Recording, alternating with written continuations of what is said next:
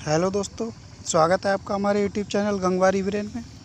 गंगवारी brain आज फिर उपस्थित है एक नए टॉपिक के साथ। आज का टॉपिक है परिमिति अर्थात परिमाप एवं समुच्चय व इसके प्रकार। अब आइए देखते हैं परिमिति यानी कि परिमाप किसे कहते हैं। परिमिति की अवधारणा देखिएगा। परिमिति तथा क्षेत्रफल ज्यामितीय आकृति के ही दो प्रमुख माप हैं।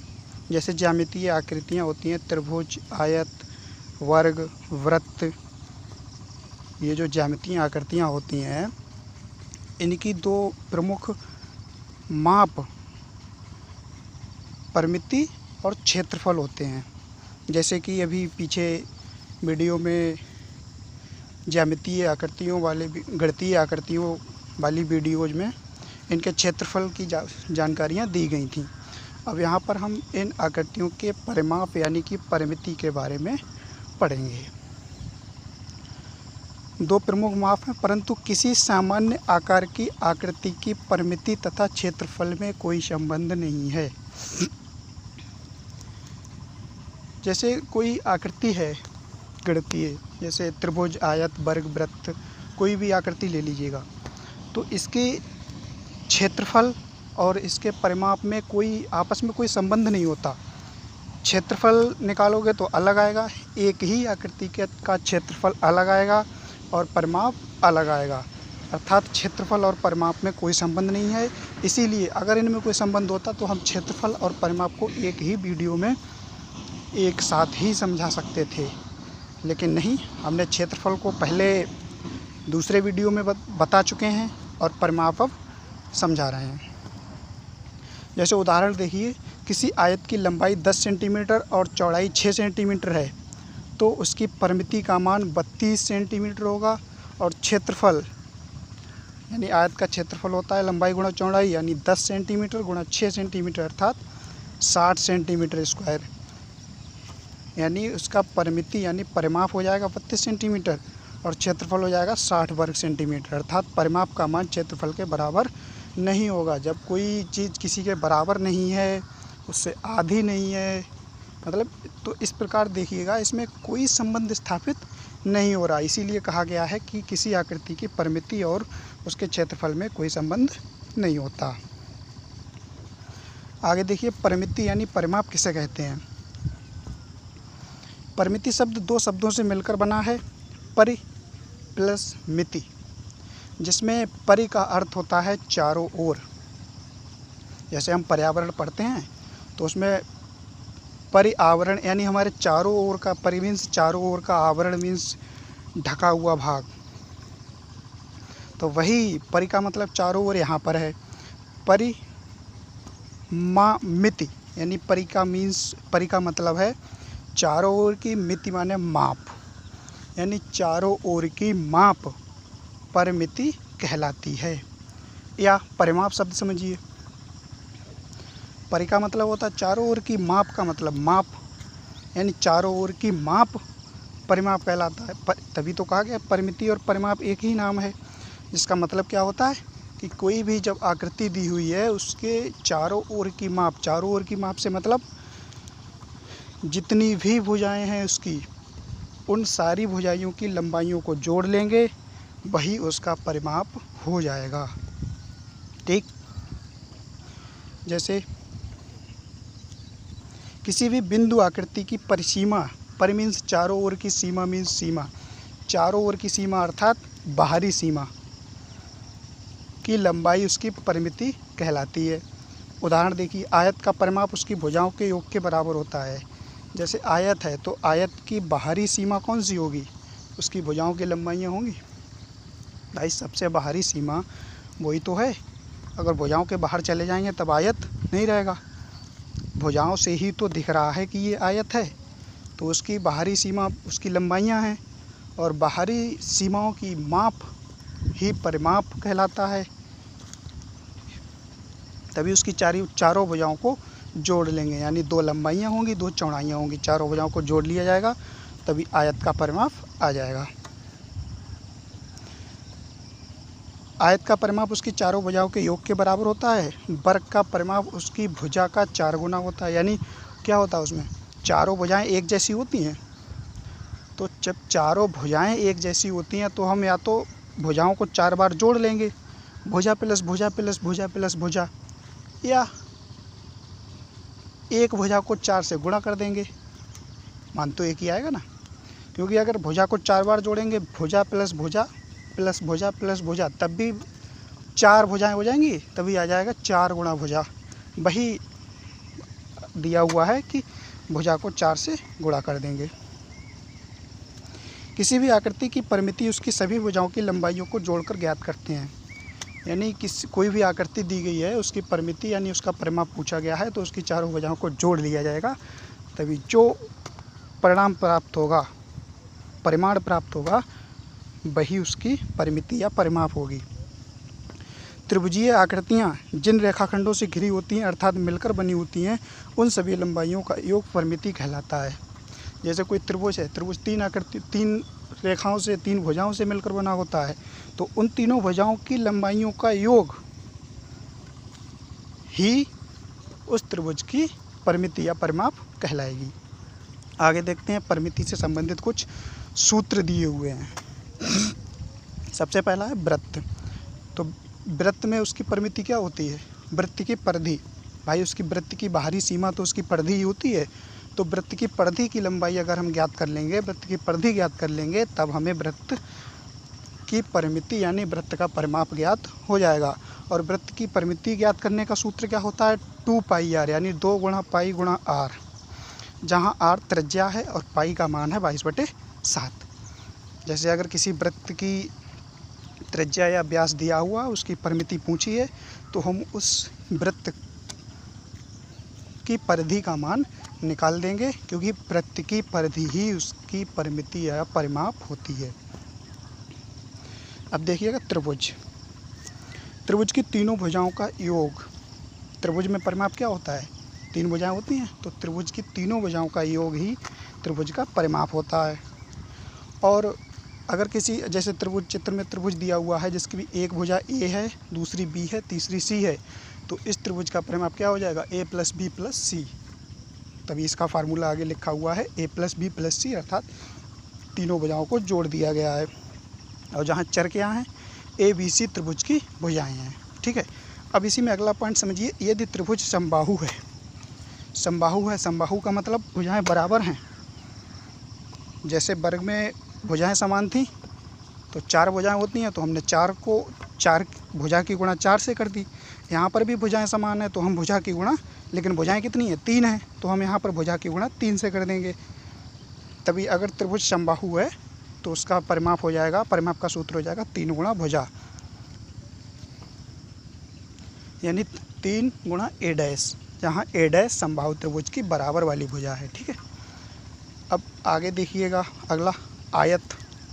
आयत का परिमाप क्या होता है? सभी अर्थात चारों भुजाओं का योग। ठीक है, यानी चारों भुजाओं का योग कर देंगे, वही परिमाप हो जाएगा आयत का। अब सूत्र बनाया हुआ है आगे। आयत में क्या होता है? सबसे पहले एक लंबाई से स्टार्ट करेंगे, तभी लंबाई हो जाएगी, फिर उसके बराबर में एक चौड़ाई होती है। ठीक है, तभी लंबाई प्लस चौड़ाई, फिर एक लंबाई आती है, यानी लंबाई प्लस चौड़ाई प्लस लंबाई, उसके बाद फिर एक चौड़ाई आती है। यानी आयत में 2 लंबाइयाँ होती हैं, 2 चौड़ाइयाँ होती हैं। जैसे चित्र में ए बी और सी डी लंबाइयाँ हो गई, बी सी और ए डी चौड़ाइयाँ हो गई, तो वही यहाँ पर जोड़ लिया गया, यानी लंबाई प्लस चौड़ाई प्लस लंबाई प्लस चौड़ाई। हमने तीर लगाए हैं, यानी 2 लंबाइयाँ हैं, 2 चौड़ाइयाँ हैं, तभी लंबाई बराबर 2 लंबाई प्लस चौड़ाई बराबर 2 चौड़ाई हो जाएगा, तभी 2 गुणा लंबाई प्लस 2 गुणा चौड़ाई। अब लंबाई और चौड़ाई के दोनों पदों में 2 कॉमन है, 2 बाहर निकाल लेंगे, तभी फार्मूला हो जाएगा 2 ब्रैकेट में लंबाई प्लस चौड़ाई। अर्थात किसी आयत का अगर परिमाप निकालना है तो उसकी लंबाई और चौड़ाइयों को जोड़कर 2 से गुणा कर देंगे। ठीक है, अर्थात 2 गुणा लंबाई प्लस चौड़ाई। और फार्मूला क्या बनेगा? फार्मूला बन जाएगा 2 ब्रैकेट में लंबाई प्लस चौड़ाई। अर्थात अब जब यहाँ पर चित्र में लंबाई a है, चौड़ाई b है, तो फार्मूला हो जाएगा 2 ब्रैकेट में a + v, जहाँ a बराबर लंबाई, b बराबर चौड़ाई दिया हुआ है। अब वर्ग देखिए, सभी अर्थात चारों भुजाओं का योग वर्ग कहलाता है। चूँकि वर्ग में भुजाएं समान होती हैं, इसलिए परिमाप कैसे ज्ञात करेंगे? भुजा प्लस भुजा प्लस भुजा प्लस भुजा, यानी कि भुजा को 4 बार जोड़ लिया गया है। जैसे हम x को 2 बार जोड़ते हैं तभी x प्लस एक्स बराबर 2x हो जाता, तो x प्लस अगर x को 4 बार जोड़ेंगे तभी 4x हो जाएगा। यहाँ पर भुजा x की जगह भुजा है, तो भुजा को जब 4 बार जोड़ा जा रहा है तभी 4 भुजा यानी 4 गुणा भुजा हो जाएगा। और इसका फार्मूला क्या बन जाएगा? वर्ग के परिमाप का 4 गुणा भुजा अर्थात 4 गुणा a, जहाँ a बराबर वर्ग की भुजा है। अब पंचभुज समझिएगा। पंचभुज ये जो पंचभुज दिया हुआ है इसमें 5 भुजाएं a b c d e क्रम से दी हुई हैं। इसका परिमाप हो जाएगा पांचों भुजाओं का योग। ठीक है, अगर कोई पंचभुज दिया हुआ है उसका परिमाप पूछा गया है तो हम उसकी पंचभुज में 5 भुजाएं होती हैं। नाम से ही स्पष्ट हो रहा है पंचभुज। जैसे त्रिभुज से स्पष्ट हो रहा है 3 भुजाएं होती हैं, चतुर्भुज से स्पष्ट होता है 4 भुजाएं होती हैं, पंचभुज से स्पष्ट होता है 5 भुजाएं होती हैं। तभी नाम से ही स्पष्ट हो रहा है 5 भुजाएं हैं, तो अगर इसका परिमाप पूछा जाएगा तो पाँचों भुजाओं का जोड़ हो जाएगा। अब चित्र में भुजाएं दी हुई हैं a b c d e, तो पाँचों भुजाओं को जोड़ लेंगे अर्थात a plus b plus c plus d plus e, ये फार्मूला हो जाएगा इसका, जहाँ a b c d e पंचभुज की भुजाएं हैं। और नीचे उसी में पंचभुज वाले में ही एक ऑप्शन दिया हुआ है, यदि सम पंचभुज हो एवं भुजा a डैश हो। यदि पंचभुज सम है अर्थात सम पंचभुज का मतलब है सम माने बराबर है, पंच माने पाँचों भुज माने भुजाएं, यानी जिस पंचभुज की पाँचों भुजाएं बराबर हैं वह सम पंचभुज कहलाता है। और उस सम पंचभुज की जो बराबर वाली भुजा है वो अगर a डैश है तो परिमाप का फार्मूला क्या हो जाएगा? चतुर्भुज। अर्थात अगर चतुर्भुज की चारों भुजाएं समान हैं, जैसे वर्ग की चारों भुजाएं समान होती हैं तो उसका परिमाप निकाला तो 4 गुणा भुजा कर दिया। समबाहु त्रिभुज का निकाला था तो 3 गुणा भुजा कर दिया। यहाँ पर सम पंचभुज है तो इसका परिमाप निकालेंगे तो 5 गुणा भुजा हो जाएगा। ठीक है, अर्थात 5 गुणा a डैश, जहाँ a डैश सम पंचभुज की बराबर वाली भुजा है। आगे है षष्ठभुज, सभी 6 भुजाओं का योग।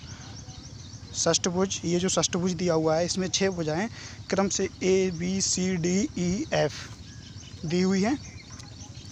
तो सभी अर्थात षष्ठभुज की सभी अर्थात 6 भुजाओं का योग षष्ठभुज का परिमाप कहलाएगा, अर्थात a plus b plus c plus d plus e plus f, ये फार्मूला हो गया इसका।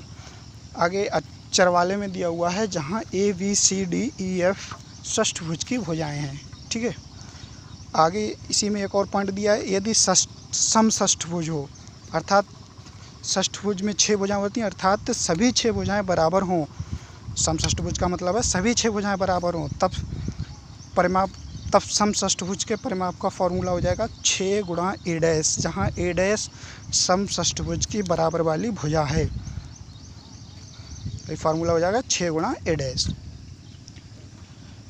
आइए अब कुछ सवाल देखते हैं। पहला एग्जाम्पल है, एक तिकोने पार्क की भुजाएं, तिकोने पार्क की भुजाएं मतलब 3 कोने पार्क है।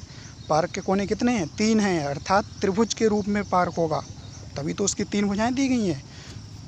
तो 3 भुजाएं, पहली है 180 मीटर, दूसरी है 210 मीटर, तीसरी है 160 मीटर दी हुई हैं। इसके तीनों ओर तार लगवाने में कितने मीटर तार की आवश्यकता होगी? जैसे कोई त्रिभुज है, उस त्रिभुज, ये त्रिभुजाकार पार्क है अर्थात त्रिभुज के आकार का पार्क है और उसके चारों ओर हमें तार लगाना है। अब इसमें पूछा गया है कि कितने मीटर तार लगेगा, कि इस त्रिभुज को तीनों ओर से घेरने के लिए कितने मीटर तार लगेगा। तो तार उतने मीटर लगेगा जितने मीटर इसकी परिमाप होगा, अर्थात इसकी भुजाओं का योग करेंगे अर्थात परिमाप निकालेंगे, अर्थात चारों ओर की माप निकाल लेंगे। भाई तार चारों ओर नहीं मतलब 3 ओर है, 3 भुजाएं हैं तो 3 ओर तार लगेगा।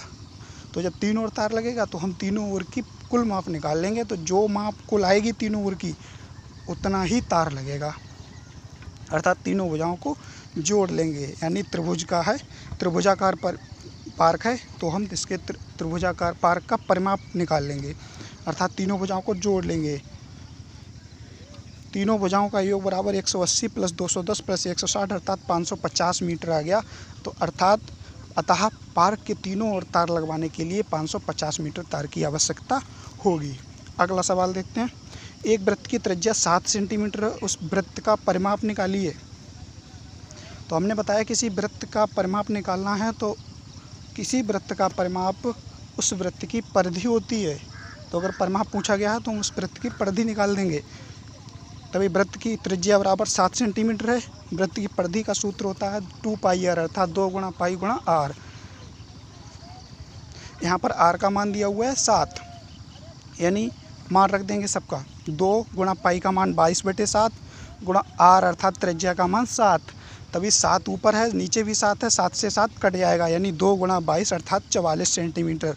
परिधि कितनी आ गई? 44 सेंटीमीटर, अर्थात वृत्त का परिमाप कितना है? 44 सेंटीमीटर।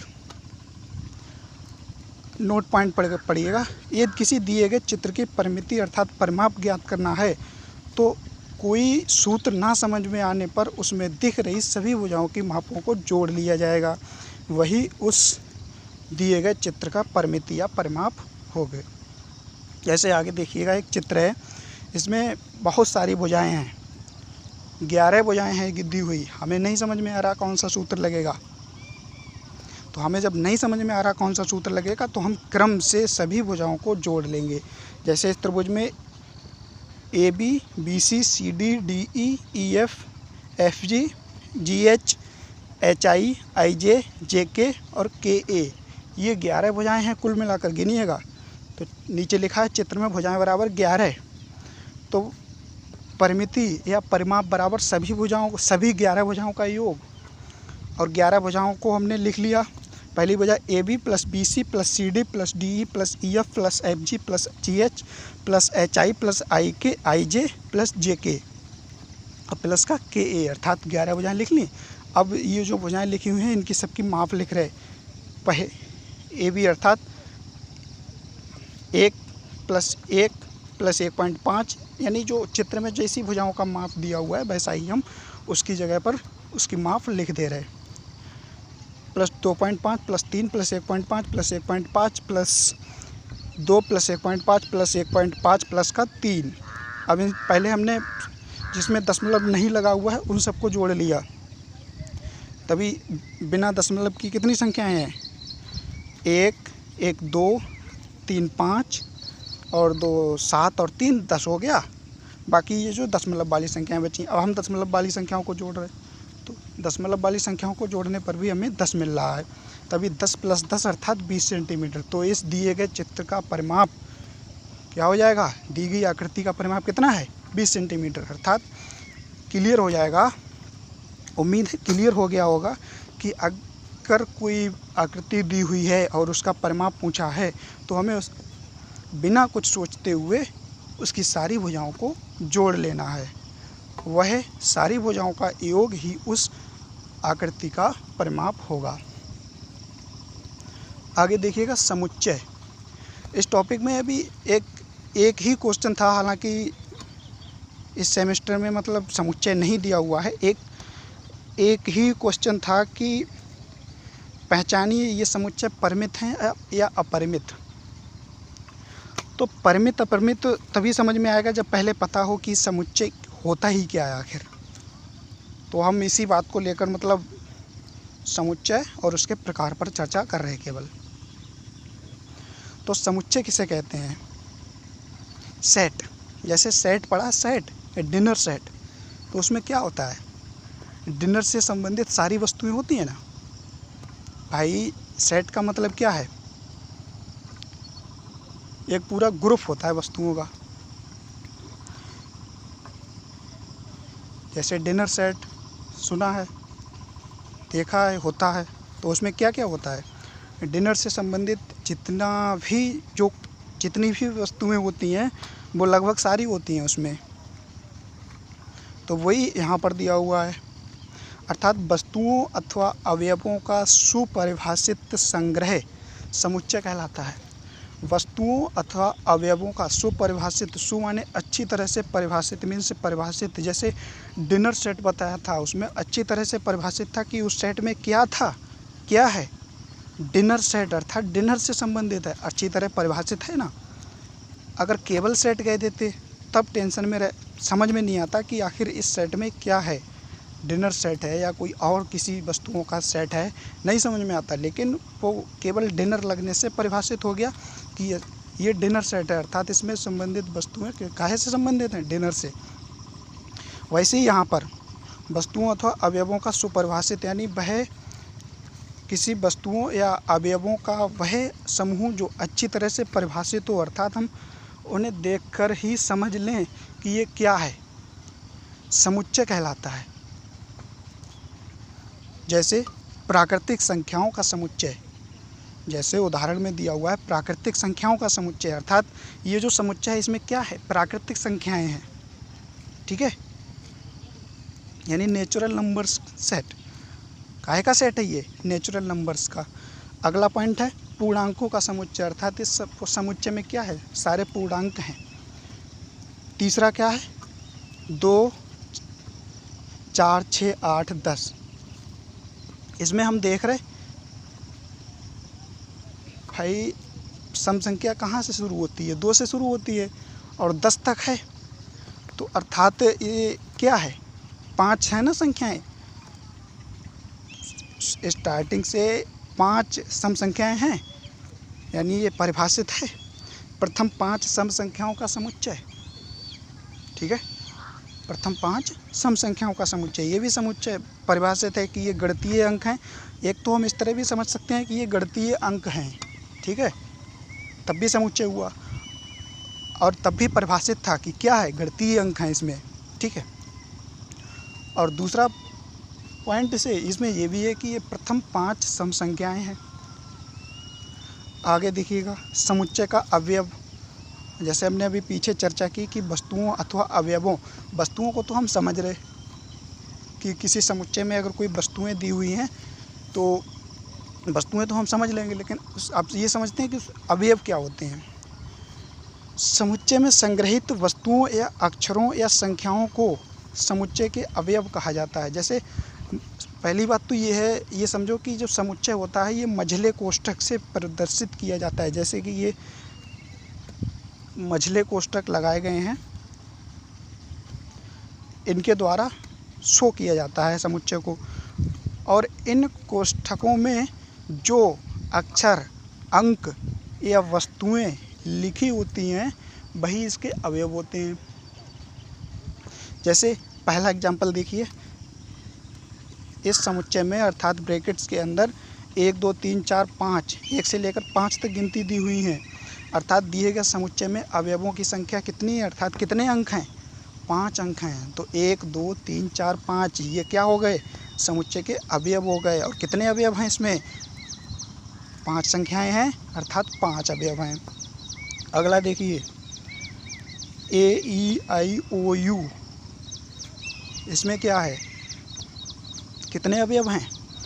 अवयव अगर किसी समुच्चय का अवयव पूछा जाए, अगर किसी समुच्चय का अवयव पूछा जाए तो अगर किसी समुच्चय में अवयवों को पूछा जाता है तो समुच्चय में मझले कोष्ठक अर्थात ब्रैकेट के अंदर जितने भी अंक, अक्षर या वस्तुओं के नाम लिखे होते हैं वे सारे उस समुच्चय के अवयव कहलाते हैं। और अगर पूछा जाए कि इस समुच्चय में अवयवों की संख्या कितनी है, अर्थात कितने अवयव हैं, तो हम उन सबको अर्थात ब्रैकेट के अंदर उपस्थित संख्याओं, वस्तुओं या अंकों को काउंट करके बता देंगे कि इसमें कितने अवयव हैं, क्योंकि उनकी संख्या ही अवयव कहलाती है। जैसे दूसरा उदाहरण देखिए, ब्रैकेट के अंदर AEIOU अर्थात अंग्रेजी के स्वर दिए हुए हैं, तो अंग्रेजी के स्वर दिए हुए हैं। अब इसमें पूछा जा रहा है कि इसमें अवयव कौन कौन से हैं, तो इसमें अवयव हैं AEIOU, और पूछा जाए कितने अवयव हैं, तो कितने अवयव हैं, 5 अवयव हैं। और ये भी ध्यान रखिएगा, अवयवों को अंग्रेजी के कैपिटल लेटर्स में नहीं लिखा जाता है। जैसे हमने अभी दूसरे एग्जाम्पल में जो अंग्रेजी के स्वरों को दिखाया है समुच्चय में कैपिटल लेटर में लिखा है, जबकि लिखने का ये तरीका गलत है। सही तरीका कैसा है? नीचे लिखा हुआ है स्मॉल लेटर्स में, small a, small e, small i, small o, small u. अर्थात अंग्रेजी के अक्षरों को जब अवयवों को लिखा जाता है तो अवयव स्मॉल लेटर में लिखे जाते हैं। ठीक है, आगे देखिए समुच्चय का निरूपण, रिप्रेजेंटेशंस ऑफ सेट्स। अर्थात समुच्चय को किसके द्वारा प्रदर्शित किया जाता है, किस प्रकार लिखा जाता है, हम किस प्रकार पहचानेंगे कि ये समुच्चय है। देखिएगा, समुच्चय को दो विधियों से लिखा जाता है। नंबर 1 सारणीबद्ध या रोस्टर विधि। इस विधि में समुच्चय को मझली ब्रैकेट से दिखाया जाता है। पहली विधि है सारणीबद्ध या रोस्टर विधि। सारणीबद्ध क्या होता है? सारणी जो होती है, सारणी देखी होगी, उसमें क्या होता है, सारे आंकड़े दिए हुए होते हैं। तो वही यहाँ पर है कि जिस समुच्चय में उसके अवयव आंकड़ों के रूप में उपस्थित हों, आंकड़ों के रूप में अर्थात अंकों, अक्षरों या वस्तुओं के रूप में उपस्थित हों, अवयव आंकड़ों के रूप में दिए हुए हों, तो वह सारणीबद्ध या रोस्टर विधि द्वारा समुच्चय कहलाता है।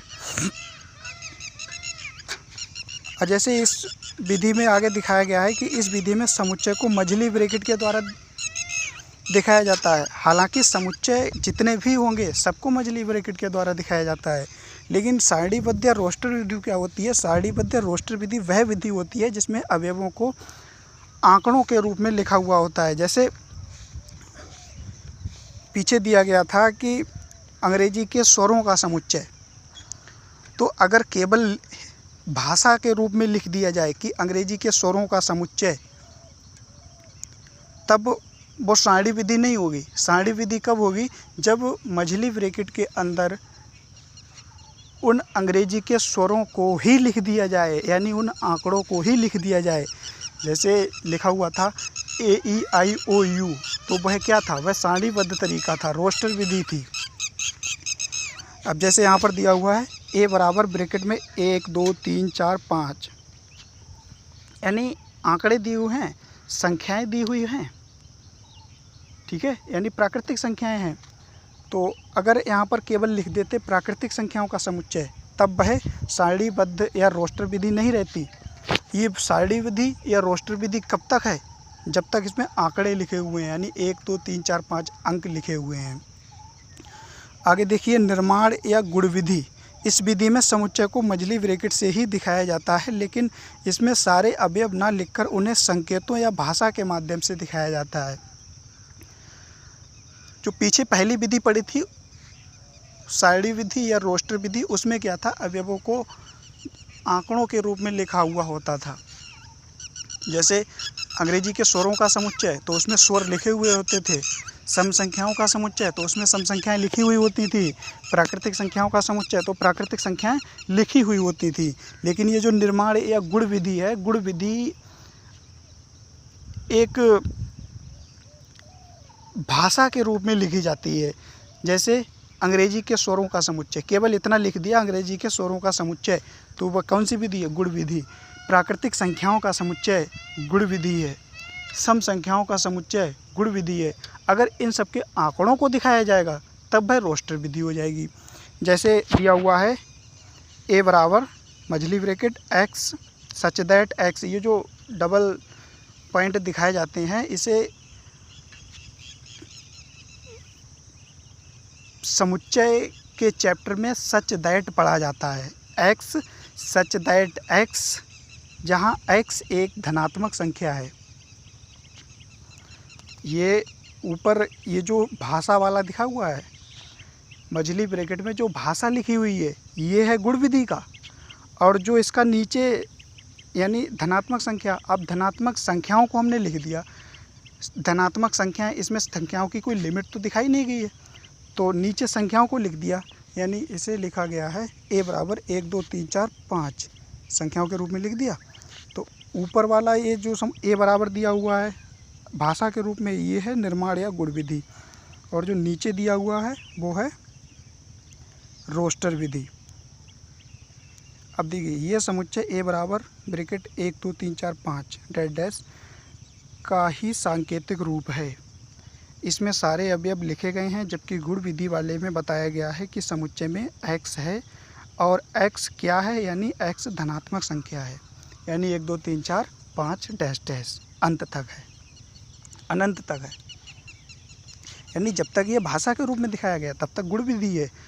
जब इसमें उसके आंकड़े लिख दिए गए, यानी धनात्मक संख्याओं को लिख दिया गया 1 2 3 4 5 डैश डैश इन्फिनिटी, तो वह क्या हो गया, रोस्टर विधि या सारणीबद्ध विधि हो गई। आगे देखिए समुच्चय के प्रकार, यानी समुच्चय कितने प्रकार के होते हैं। पहला है रिक्त समुच्चय, एम्प्टी सेट, जैसे वह समुच्चय जिसमें अवयवों की संख्या शून्य हो, यानी कोई अवयव ना हो, वह रिक्त समुच्चय कहलाता है। इसे शून्य समुच्चय भी कहा जाता है। अर्थात वह समुच्चय जिसमें अवयवों की संख्या शून्य हो, अर्थात कोई अवयव ना हो, वह रिक्त समुच्चय या शून्य समुच्चय कहलाता है। इस रिक्त समुच्चय को फाई, जो चिन्ह बना है 0 और उसे काट दिया गया है, तो ये चिन्ह का है, इसे कहते हैं फाई। रिक्त समुच्चय को फाई द्वारा दर्शाया जाता है। जैसे 3 व 5 के बीच विषम संख्याओं का समुच्चय, 3 व 5 के बीच विषम संख्याओं का समुच्चय। 3 और 5 के बीच विषम संख्या कितनी है, कोई भी विषम संख्या नहीं आ रही, कोई भी विषम संख्या नहीं आ रही। 3 और 5 के बीच में क्या आ रहा है, 4 आ रहा है, 4 विषम है नहीं, सम है, तो 3 व 5 के बीच विषम संख्याओं का समुच्चय कितना हो गया, शून्य समुच्चय हो गया, यानी कोई अवयव नहीं है। अर्थात समुच्चय बराबर फाई या खाली ब्रैकेट बना दिया गया। ये जो ब्रैकेट बनाया केवल इसके अंदर क्या है, कुछ नहीं है ना, जब कुछ नहीं है तो वह शून्य समुच्चय हो गया। यानी शून्य समुच्चय को केवल ब्रैकेट के द्वारा भी दर्शाया जा सकता है और उसे फाई के द्वारा भी लिखा जा सकता है। वह समुच्चय जिसमें कोई अवयव ना हो, शून्य समुच्चय या रिक्त समुच्चय। रिक्त का मतलब होता है खाली, यानी जिसमें ब्रैकेट खाली हो वह रिक्त समुच्चय होगा। अगला है एकल समुच्चय। रिक्त में क्या था, कोई अवयव नहीं था, एकल समुच्चय। एकल का मतलब एक होना चाहिए, यानी वह समुच्चय जिसमें एक अवयव हो वह एकल समुच्चय कहलाता है। यानी वह समुच्चय जिसमें अवयवों की संख्या एक हो, एकल समुच्चय कहलाता है। जैसे पहला उदाहरण समझिए, वह सबसे छोटी प्राकृतिक संख्या का समुच्चय। सबसे छोटी प्राकृतिक संख्या कौन सी होती है, एक, केवल एक है ना भाई। सबसे छोटी पूछा गया तो सबसे छोटी तो एक ही है, तभी यहाँ पर आ गया सबसे छोटी प्राकृतिक संख्या बराबर 1, तभी आगे लिखा है समुच्चय बराबर ब्रैकेट के अंदर 1 लिख दिया, तो ये हो गया समुच्चय। अगर केवल 1 लिखा होता तब वो समुच्चय नहीं है, केवल संख्या है। अगर उस 1 को ब्रैकेट के अंदर लिख दिया तब वो समुच्चय हो गया, ठीक है। अब जैसे अंग्रेजी वर्णमाला में बी, अक्षर बी से पहले आने वाले अक्षरों का समुच्चय, यानी अंग्रेजी वर्णमाला जो ABCD से Z तक होता है उसमें बताया गया है कि बी से पहले जो अक्षर आते हैं उनका समुच्चय। तो बी से पहले क्या आता है, अब आगे लिख लिया बी से पहले आने वाले अक्षर बराबर ए, एक ही तो अक्षर आता है, तो उसका समुच्चय बना दिया। समुच्चय बराबर ब्रैकेट के अंदर ए लिख दिया, तो ये हो गया समुच्चय। अब आगे देखिए समान समुच्चय। वे 2 या 2 से अधिक समुच्चय जिनमें अवयव समान हों, यानी वे समुच्चय जिनमें अवयव समान हों।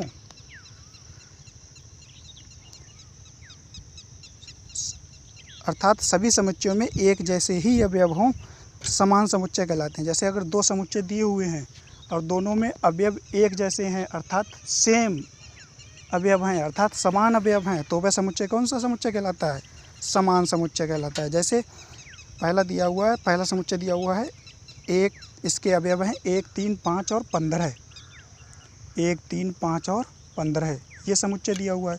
दूसरा समुच्चय है x सच दैट x, यानी एक ऐसा x है 15 के अपवर्तकों का समुच्चय। अपवर्तक क्या होता है, अपवर्तक जिस संख्या का अपवर्तक पूछा जाता है उसका मतलब है कि हमें वे संख्याएं लिखनी है जिससे दी हुई संख्या पूरी कट जाए। अर्थात पहले में हो गया 1 3 5 15 है। अब दूसरा जो समुच्चय दिया हुआ है ये भाषा के रूप में दिया हुआ है, यानी ये गुण विधि का समुच्चय है, पहला रोस्टर विधि का है। तो अगर दूसरे विधि को गुण विधि से हम रोस्टर विधि में यानी सारणी विधि में बदलेंगे तो 15 के अपवर्तकों का समुच्चय। तो 15 किससे कटेगा? 1 से कट जाएगा, 3 से कट जाएगा, 5 से कट जाएगा और 15 से कट जाएगा। यानी समुच्चय क्या आ जाएगा? समुच्चय के अंदर आ जाएंगे 1, 3, 5 और 15। पहले में तो 1, 3, 5, 15 अवयव हैं ही, अब दूसरे में भी यही अवयव हो गए, अर्थात दोनों समुच्चय एक समान हो गए। देखिए पहले समुच्चय में 1, 3, 5 व 15 अवयव हैं, अब दूसरे समुच्चय को रोस्टर रूप में बदलेंगे यानी 15 के अपवर्तकों को लिख देंगे। 15 के अपवर्तक हैं 1, 3, 5 व 15, तो समुच्चय होगा 1, 3, 5 15 ब्रैकेट के अंदर, अर्थात दोनों में अवयव समान है, तो ये हो गया समान समुच्चय। परिमित समुच्चय वह समुच्चय जिसमें अवयवों की संख्या निश्चित होती है, परिमित समुच्चय कहलाते हैं। फाइनाइट का मतलब क्या होता है? निश्चित। फाइनाइट सेट यानी निश्चित, और सेट माने समुच्चय। वह समुच्चय जिसमें अवयव निश्चित हों, अर्थात हम देखकर बता सकें कि इसमें 8 अवयव हैं या 10 अवयव हैं, मतलब इस तरह से उनके अवयवों को गिनकर बता सकें, तो वे समुच्चय होते हैं परिमित समुच्चय। जैसे उदाहरण है प्रथम 6 सम संख्याओं का समुच्चय। प्रथम 6 सम संख्याओं का समुच्चय, तो प्रथम 6 सम संख्याएँ कौन सी होंगी भाई? सम संख्याएँ शुरू कहाँ से होती हैं? 2 से। तो प्रथम 6 लिखनी है हमें, तो 2 हो जाएंगी, 4, 6, 8, 10, 12, यानी स्टार्टिंग से 6 लिख देंगे, तो 2 से लेकर 12 तक सम संख्याएँ आ गई। तो कितनी हो गई? गिन लेंगे इन्हें, 6 संख्याएँ हो गई। तभी प्रथम 6 सम संख्याओं का समुच्चय यानी कि अवयव कितने हो गए? 6, तो ये हो गया परिमित समुच्चय। अब अगर यहाँ पर लिख दिया जाए कि अंग्रेजी वर्णमाला के स्वरों का समुच्चय, तो उसमें भी स्वर निश्चित होते हैं। कितने? 5 स्वर होते हैं, A, E, I, O, U, तो वो भी परिमित समुच्चय हो जाएगा। अपरिमित समुच्चय, परिमित यानी अपरिमित जो है परिमित का उल्टा है, यानी परिमित में क्या था? जिसमें समुच्चय यानी अवयव निश्चित हों वह परिमित होता था, और अपरिमित वे समुच्चय जिनमें अवयवों की संख्या निश्चित ना हो, अर्थात अनिश्चित अवयव हों, तो वह अपरिमित समुच्चय कहलाता है। यानी वह समुच्चय जिसमें अवयवों को हम गिनकर ना बता सकें। जैसे कोई समुच्चय दिया हुआ है, उसमें अगर अवयवों को काउंट करने के लिए कहा गया है कि इसमें अवयवों को बताइए, तो उनमें अवयवों को गिनकर ना बता सकें, तो वह समुच्चय अपरिमित समुच्चय कहलाएगा। यानी वह समुच्चय जिसमें अवयवों को काउंट ना किया जा सके, यानी अवयव अनिश्चित हों, अपरिमित समुच्चय कहलाता है। जैसे सभी सम संख्याओं का समुच्चय, जैसे इसमें देखिएगा सभी सम संख्याओं का समुच्चय, तो सम संख्याएँ 2 से शुरू हो जाती हैं, और 2, 4, 6, 8, 10, 12, 14, 16, 18, 20, 22, 24, 26, 28, 30, 32, 34, 36, 38, 40, इस तरह से अनंत तक चले जाएंगे। आगे तक वे सभी सम संख्याएँ होंगी जो 2 से कट जाएंगी, अर्थात अनंत तक चले जाएंगे हम, तब भी हमें सम संख्याएँ मिलती जाएंगी। तो यहाँ पर समुच्चय दिया हुआ है सभी सम संख्याओं का समुच्चय। तो सभी सम संख्याओं के समुच्चय में 2 से स्टार्टिंग हो जाएगी और उसका अंत नहीं है, अर्थात प्राकृतिक संख्याओं का ही अंत नहीं है, और सम संख्याएँ प्राकृतिक संख्याओं में से ही मिलती हैं। तो इसका मतलब है कि सम संख्याओं की गिनती भी निश्चित नहीं है, और जिनकी गिनती निश्चित नहीं है, अर्थात जिन्हें गिन नहीं सकते, वो होता है अपरिमित समुच्चय। अर्थात सम संख्याएँ अनंत तक मिलेंगी, अर्थात अवयव बराबर अनंत, हम नहीं गिन सकते। जब नहीं गिन सकते तो वो हो गया अपरिमित समुच्चय। तुल्य समुच्चय, वे समुच्चय जिसमें अवयवों की संख्या समान हो, अर्थात दिए गए अवयवों में अगर समान अवयव हैं, समान अवयव का मतलब अवयवों की संख्या समान हो, यानी अवयव गिनती में समान है। अगर 2 समुच्चय दिए हुए हैं और पहले समुच्चय में 4 अवयव हैं और दूसरे में भी 4 अवयव हैं, तो वे दोनों समुच्चय तुल्य समुच्चय हो गए। जैसे ए में अवयव दिए हुए हैं small a, small B, small C, और बी में दिए हुए हैं 1, 2, 3, और सी में दिए हैं 9, 10, 11। अब देखिएगा ए में कितने अवयव हैं? 3, बी में कितने अवयव हैं? 3, और सी में कितने हैं? सी में भी 3 हैं, अर्थात तीनों में 3 अवयव हैं, तो तीनों समुच्चय तुल्य समुच्चय हो गए। दिए गए 3 समुच्चयों में अवयवों की संख्या समान है, अर्थात ए बी सी तीनों में 3-3 अवयव हैं, तो ये तीनों तुल्य समुच्चय होंगे। आगे अगला है उपसमुच्चय। दिए गए 2 समुच्चयों में से किसी एक समुच्चय के सभी अवयव दूसरे समुच्चय में उपस्थित हों तो पहला समुच्चय दूसरे समुच्चय का उपसमुच्चय कहलाता है। जैसे अगर 2 समुच्चय दिए हुए हैं और पहले समुच्चय में जितने अवयव हैं वो दूसरे समुच्चय में सारे उपस्थित हैं, तो पहला समुच्चय दूसरे समुच्चय का उपसमुच्चय कहलाएगा। जैसे उदाहरण देखिएगा, ए और बी 2 समुच्चय दिए हैं। ए के अवयव हैं 3, 4 और 5, बी के अवयव हैं 1, 2, 3, 4, 5, 6, 7, 8, 9। अब देखिएगा पहले में 3 अवयव हैं, 3, 4 और 5। इन्हें देखिएगा दूसरे समुच्चय में ये अवयव उपस्थित हैं, दूसरे समुच्चय में भी हमें 3, 4 और 5 मिल रहे हैं, अर्थात पहले समुच्चय के सारे अवयव दूसरे समुच्चय में हैं। तो इसका मतलब है पहला समुच्चय दूसरे का उपसमुच्चय हुआ। देखिए समुच्चय ए में ए के तीनों अवयव 3, 4, 5 समुच्चय बी में उपस्थित हैं, अर्थात समुच्चय ए बी का उपसमुच्चय है। अर्थात ए उपसमुच्चय B, it means A is subset of B.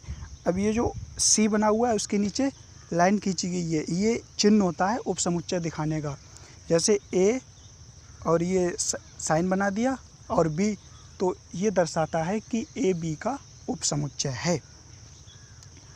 आगे देखिएगा कुछ उदाहरण दिए, मतलब कुछ क्वेश्चंस दिए हैं हमने, कुछ समुच्चय दिए हुए हैं। इन समुच्चयों को पहचान कर आपको कमेंट बॉक्स में कमेंट करनी है कि ये समुच्चय किस किस प्रकार के हैं। जैसे पहला समुच्चय दिया हुआ है, ये किस प्रकार का समुच्चय है। ये हमने भी जो समुच्चय के प्रकार पढ़ाए हैं इनमें से ही ये प्रकार दिए हुए हैं। अब ये बताना है कि कौन सा एकल समुच्चय है, कौन सा शून्य समुच्चय है, कौन सा तुल्य समुच्चय है, कौन सा समान समुच्चय है, कौन सा परिमित समुच्चय है, कौन सा अपरिमित समुच्चय है। ये सारे आप लोग कमेंट बॉक्स में बताएंगे, ठीक है।